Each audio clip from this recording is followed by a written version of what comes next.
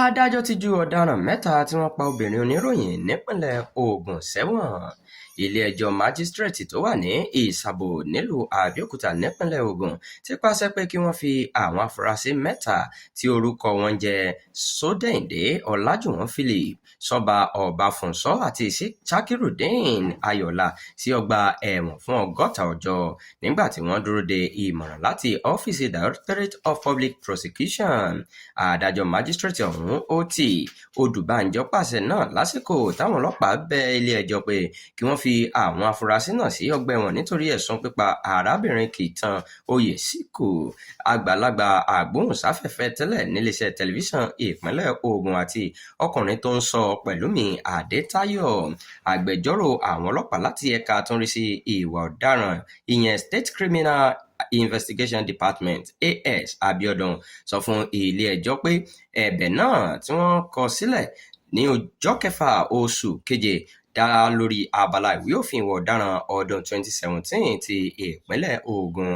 Lẹ́yìn àkíyèsí gbogbo ẹ̀bẹ̀ náà, adájọ́ Ot Odùbánjọ gba ẹ̀bẹ̀ àwọn ọlọ́pàá ó sì sún ìgbẹ́jọ́ náà sí ọjọ́ 10 oṣù kẹsàn-án ọdún tá a wà yìí. Nígbà tó ń bá àwọn oníròyìn sọ̀rọ̀ lẹ́yìn ìdájọ́ náà, agbẹnusọ fún iléeṣẹ́ ọlọ́pàá DSP Olúṣèyí Babáṣèyí sọ pé wọ́n ti fi àwọn afurasí náà sínú túbú fún 60 ọjọ́ gẹ́gẹ́ bí àṣẹ ilé-ẹjọ́ nígbà tí wọ́n dúró de ìmọ̀ràn DPP lórí ìgbésẹ̀ tó kàn. Ó tún fi dáwọn aráàlú lójú pé lábẹ́ ìṣàkóso kọmíṣánná ọlọ́pàá Bọ̀dé Ọ̀jájù ní ìdájọ́ òdodo yóò fẹsẹ̀ múlẹ̀. Ẹ ó rántí pé ní oṣù tó kọjá ni wọ́n rí òkú Kìtàn Oyèsíkù àti olùṣọ́ rẹ̀ Pẹ̀lúmi Adétáyọ̀ nínú àgbàrá ẹ̀jẹ̀ nílé rẹ̀ tó wà ní agbègbè Àgòdò nílùú Àbẹ́òkúta.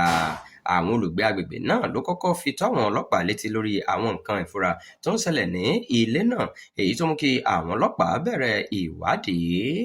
Nígbà tí àwọn ọlọ́pàá dé ibi ìṣẹ̀lẹ̀ náà, wọ́n rí àmì pé àwọn kan ti fi ipá wọnú ilé.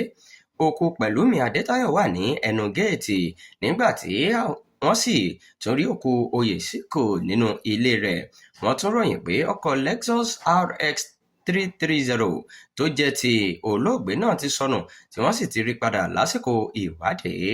Kọmíṣánná ọlọ́pàá Bọ̀dé Ọ̀jájù ní sọ pé ìwádìí wọn ṣe àṣeyọrí lẹ́yìn tí wọ́n rí ìwé àkíyèsí kan nínú mọ́tò tí wọ́n jí, èyí tí àyẹ̀wò sáyẹ́ǹsì ràn wọ́n lọ́wọ́ láti mú afurasí àkọ́kọ́. Gẹ́gẹ́ bí ọ̀rọ̀ rẹ̀, wọ́n mú Sódẹ̀ǹdé Ọlájùwọ̀n Philip ọmọ ọdún 22 ní ọjọ́ 24 oṣù kẹfà ní agbègbè Ìbàrá, Àbẹ́òkúta, níbi tó ti ń ṣiṣẹ́ gẹ́gẹ́ bí òṣìṣẹ́ bricklayer. Ìwádìí síwájú sì mú kí ọwọ́ tẹ Ṣakirudeen Abdulrahim Ayọ̀lá, ọmọ ọdún 27 tó jẹ́ olùṣọ́, àti Ṣọ́ọ̀bù Ọbáfúnsọ, ọmọ ọdún 36 tó jẹ́ àkọlé.